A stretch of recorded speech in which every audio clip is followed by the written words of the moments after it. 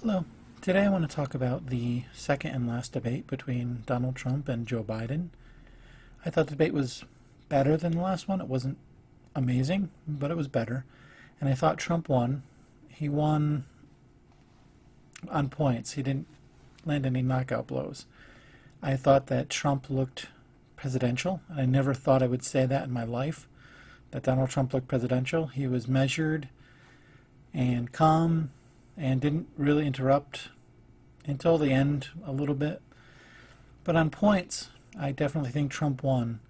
I think Biden won the first part of the debate. Trump does not do well when he's asked about COVID. And I agree with Trump's message about we have to live with it. We have to do things with it. We have to live life while still being safe. Joe Biden saying it's going to be a very dark winter. I don't like that. It's pessimistic, but I still think that Trump just doesn't come off really well when he talks about COVID. So I think Biden won the first part of the debate. And then Biden got a little bit tired. I think that Trump letting Biden talk was also beneficial for him. Biden might have made two major mistakes as far as voters go. Now, I'm not saying if I agree or disagree with these issues, but Joe Biden saying that he is going to phase out the oil industry in 15 years is a big mistake because a lot of the oil workers are in Texas, which could be a swing state. Fracking is Pennsylvania. Ohio's got some.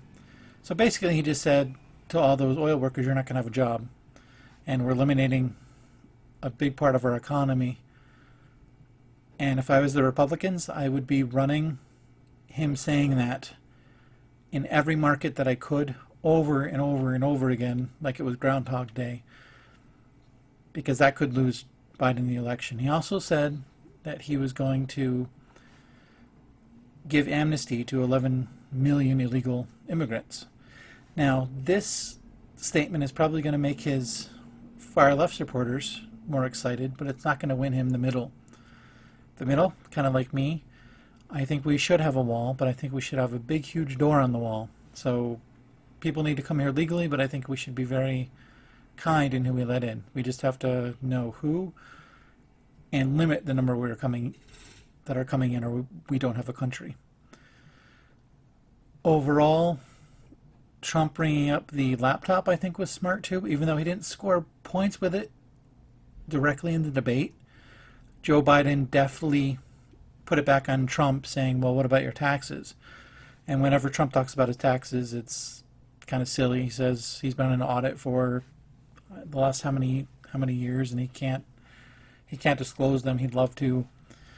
So he doesn't look good when he's talking about his taxes. But the thing with Trump bringing it up in the debates, even if a lot of people didn't know what was going on or anything about it because the mainstream media hasn't talked about it, they're going to have to talk about it now because they're going to have their automatic response is to defend Biden. And so saying that Biden didn't do anything wrong is bringing it up, so more people are going to look at it and say, what's going on here?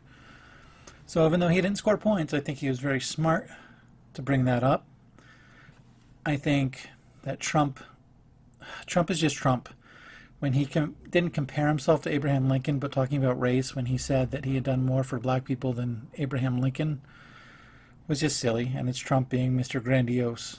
He has done things for black people, but I just thought it was really silly. But then Biden really didn't help himself by calling him Abraham Lincoln and then Trump calling him on it. You know, that little exchange where he said, hey, Abraham Lincoln, and Trump's like, I didn't call myself Abraham Lincoln, and Biden's like, yeah, you did, and Trump's like, no, I compared my accomplishments to Abraham Lincoln's. Kind of silly, but Trump did get away with it. Overall, there was no knockout punches. I think Trump did help himself because he did look presidential. So people that were not going to vote for Trump because of how he acted in the first debate and how he's a bully and how he's this and that, but they like his policies, I think they're reassured in this debate that they can vote for him, that he can be presidential. But I don't think it is going to move the needle that much with people that were going to vote for Biden or people that were going to vote for Trump. The oil thing might be a big deal. The oil thing might flip Pennsylvania. It's probably going to put Texas squarely in Trump's camp. This election is going to be really close. I do not believe the polls when the polls say that Biden's up by 10 points or 12 points. I think it's a dead heat or within 1 or 2 points in most of the swing states, and a lot of the states' inner polls say that. I think that's why the Biden campaign is saying we're really not up by 10 points, because they're not. I'm not sure which way the election's going to go. I'm probably going to do a video on what states Trump needs to win and how the election's going to go. But I thought it was a decent debate. We got to hear each candidate talk. And I do think Trump won. He helped himself a little bit. And Biden didn't directly hurt himself in the debate, but I think the aftermath of some of the things he said could hurt him in the future. Anyway, that's about all. Never believe in anybody's propaganda, not even your own. Thanks. Bye-bye.